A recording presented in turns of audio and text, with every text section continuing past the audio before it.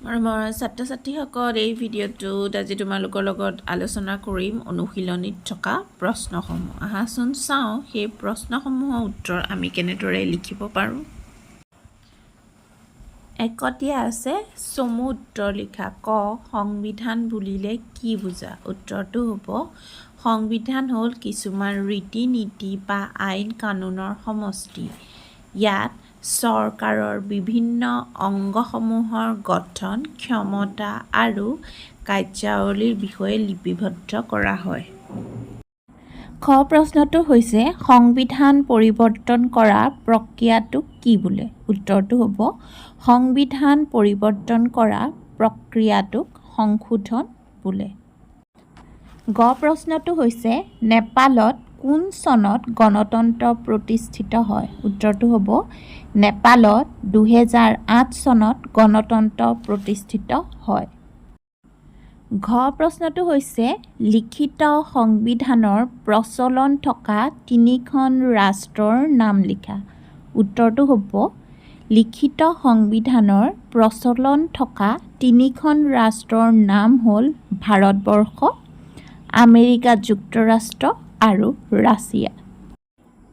২ number প্ৰশ্নত দিয়া আছে চমু টোকা লিখা। নমনীয় সংবিধান, অলিখিত সংবিধান, ক্ষমতাৰ বিভাজন। প্ৰথমতে আমি কৰিম নমনীয় সংবিধান।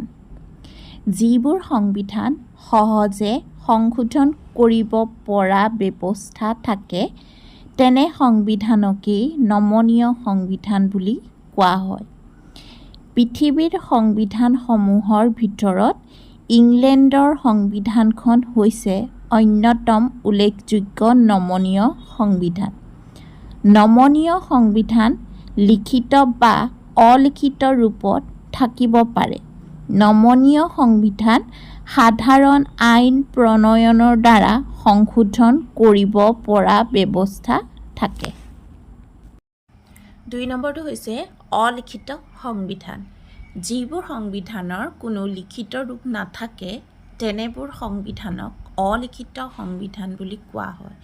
অলিখিত সংবিধানত কোনো বিষয় লিখিত ৰূপত নাথাকে। বিভিন্ন সময়ত প্ৰচলিত প্ৰথা, পদ্ধতি, ৰীতি নীতি, ঐতিহ্য আৰু পৰম্পৰাৰ ওপৰত ভিত্তি কৰি অলিখিত সংবিধানৰ সৃষ্টি হৈছে। অলিখিত সংবিধান সাধাৰণতে নমনীয় হয়। ইংলেণ্ডৰ সংবিধানখন হৈছে অলিখিত সংবিধানৰ উদাহৰণ। ক্ষমতাৰ বিভাজন। তাৰপিছতো ক্ষমতাৰ বিভাজন তোমালোকে লিখিবা। ক্ষমতাৰ বিভাজন মানে ক্ষমতাৰ বিতৰণ। সংবিধানে চৰকাৰৰ ক্ষমতা নিয়ন্ত্ৰণ কৰে। সংবিধানে চৰকাৰৰ বিভিন্ন বিভাগৰ কাম আৰু ক্ষমতা থিৰাং কৰাৰ লগতে কোন বিভাগে কি ক্ষমতা প্ৰয়োগ কৰিব সেই কথাও নিশ্চিত কৰে। সংবিধানত চৰকাৰৰ ক্ষমতা, কাৰ্যাৱলী আৰু নিয়ন্ত্ৰণ পদ্ধতিসমূহ লিপিবদ্ধ কৰা থাকে। ৰাষ্ট্ৰ এখন সুকলমে পৰিচালিত হ'বলৈ সংবিধানে চৰকাৰৰ ৩টা অংগ কাৰ্যপালিকা, বিধানমণ্ডল আৰু ন্যায়পালিকাৰ মাজত দায়িত্বসমূহ বিতৰণ কৰি দিয়ে। এনেদৰে সংবিধানে ক্ষমতাৰ বিভাজন ঘটাই দেশ এখন সুচাৰুৰূপে পৰিচালনা কৰাত সহায় কৰে। ৩ নম্বৰ প্ৰশ্নটো হৈছে শুদ্ধটো বাছি উলিওৱা। কত দিয়া আছে ইংলেণ্ডৰ সংবিধান লিখিত, অলিখিত? উত্তৰটো হ'ব ইংলেণ্ডৰ সংবিধান অলিখিত। খটো দিয়া আছে ভাৰতৰ সংবিধান অনমনীয়, নমনীয় আৰু অনমনীয়ৰ সংমিশ্ৰণ। উত্তৰটো হ'ব ভাৰতৰ সংবিধান নমনীয় আৰু অনমনীয়ৰ সংমিশ্ৰণ। গ প্ৰশ্নটো হৈছে কাৰ্যপালিকাই, বিধানমণ্ডলে, ন্যায়পালিকাই দেশৰ আইনসমূহ প্ৰস্তুত কৰে। উত্তৰটো হ'ব বিধানমণ্ডলে দেশৰ আইনসমূহ প্ৰস্তুত কৰে। মৰমৰ ছাত্ৰ ছাত্ৰীসকল তোমালোকে সকলোবোৰ প্ৰশ্নৰ উত্তৰ লিখি ল'বা। ধন্যবাদ।